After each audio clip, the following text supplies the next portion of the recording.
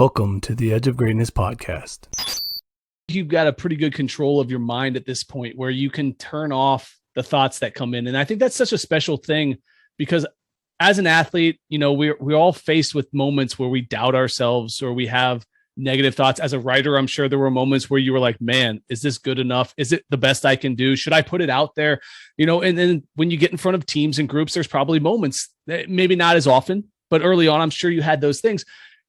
Were there moments where you learned doing these endurance races, how to talk to yourself this way? Or was this something you picked up somewhere else? Because I know you've mentioned before you did, there was like a hill climb race that you did. Was that something that was like an ultra, like 100 times up and down this massive hill? I think I heard you tell the story about, which is kind of an interesting story. But were those things that opened your mind to talking to yourself in a positive way? Or were there other moments? Where did that come from? When I've been on this search, there have been several people that have been incredibly influential into my perspective. And the cool part is I've never met any of these people. I've just devoured their work online. One of them is Eckhart Tolle. One of them is a gentleman named Peter Crone, and one of them is Byron Katie. I'll call her a young lady. I think she's in her late 70s now. But their work, and I have devoured hundreds of hours of their content, both watching on YouTube, listening to podcasts, reading their material. And I want to make sure that I give those three people credit because their perspective has really helped shape and redirect mine. And many of these things that I'm saying to you now have come from things that I've learned from them. And, you know, a lot of it has to do with that self-talk. You know, an important clarification is I still have negative thoughts all of the time. I still have tons of thoughts that don't serve me. The only difference is now I don't accept them as truth and I can separate myself from my thoughts.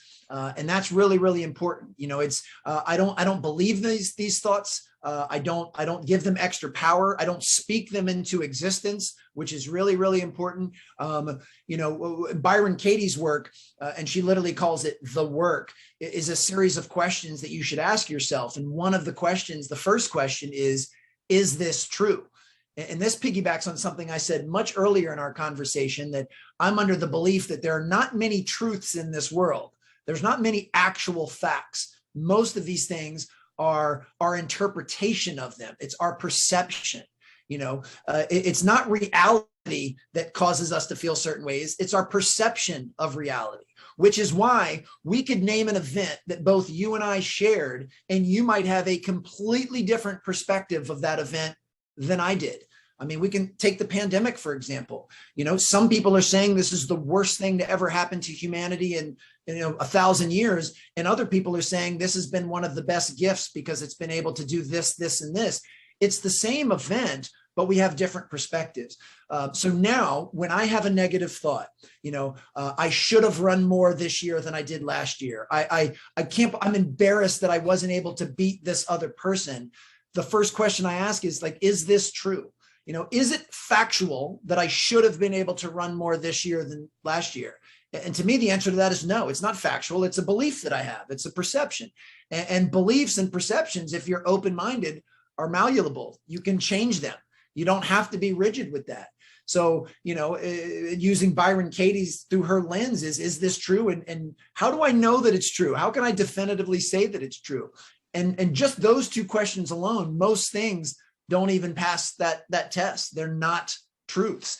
So then I just have to say, okay, well, if I don't know that it's true, then I don't have to believe it. Again, this is all internal dialogue. This is not anyone saying anything to me. This is me saying to myself. And I really try and redirect those thoughts.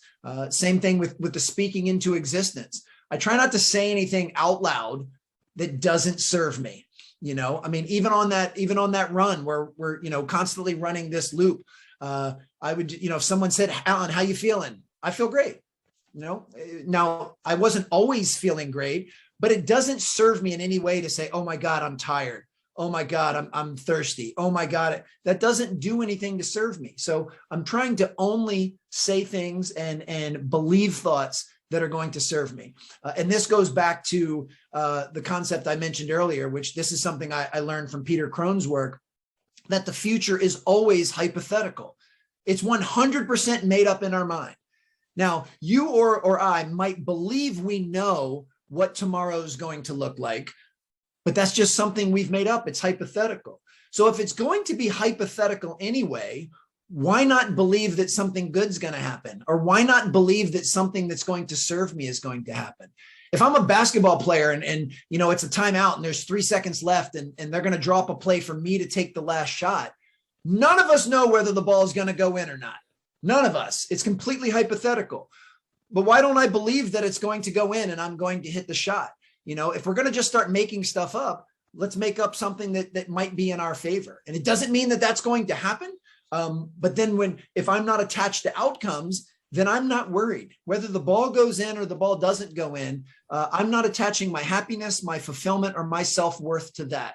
Whatever's going to happen is going to happen, and I'll deal with it when it does. And those kind of mindsets I found to be incredibly liberating and have really helped me in all of these things. So, you know, as I was running, anytime I found some negative thoughts starting to creep into my mind, like, you know, what are you doing this for? Oh my God, it's, you know, you don't have any more in you. You need to quit.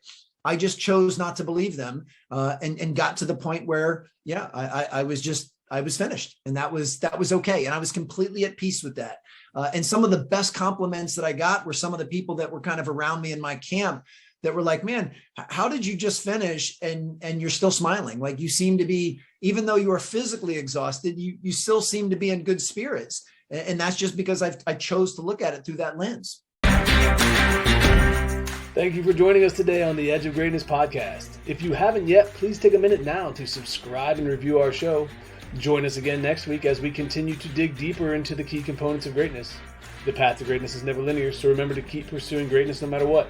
Keep stretching your abilities, reach for the stars, and fall flat on your face. But remember, no matter what happens, whenever we fall, always get up.